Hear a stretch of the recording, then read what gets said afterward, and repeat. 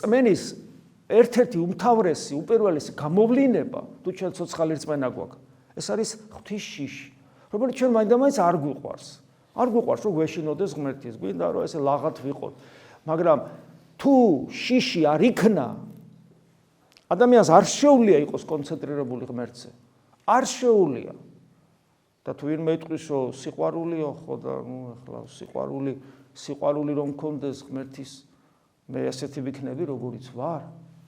ესეთი ვიქნები, არ გავანათებ შიგნიდან, ქრისტეს მსგავსი არ ვიქნები, რომ სიყვარული ნიშნავს, რომ მე მისი გონება მექნება, მისი გული მექნება, მისი სული მექნება, ჩემი სიტყვა მისი სიტყვა იქნება, ჩემი მზერა მისი მზერა იქნება, ყველაფერი მისი იქნება. და ჩაწარმოებდით იბლის ჩვენთან ქრისტე, იმიტომ რომ ადამიანში მთლიანად მთელი სისავსით ქრისტე იცხოვრებს.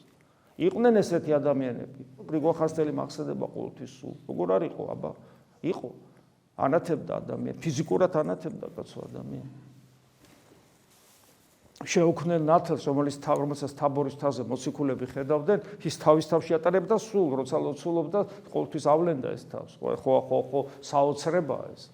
ხო და ჩვენ რადგან არა ვართ ახლა ამ სიმაღლეზე, ამიტომ დასაბამი სიბრძნის არის შიში ღვთისა და ამიტომ თუ ჩვენ არ გვეშინია ღმერთის, ესე იგი ჩვენ რწმენაც არა გვაქვს, ბოლოს და ბოლოს ამას დიდი მამები ამბობენ, რომ პირველი გამოვლინება რწმენისა, ეს უნდა ერთ-ერთი უმთავრესი გამოვლინება და პირველი უნდა იყოს ღვთის შიში.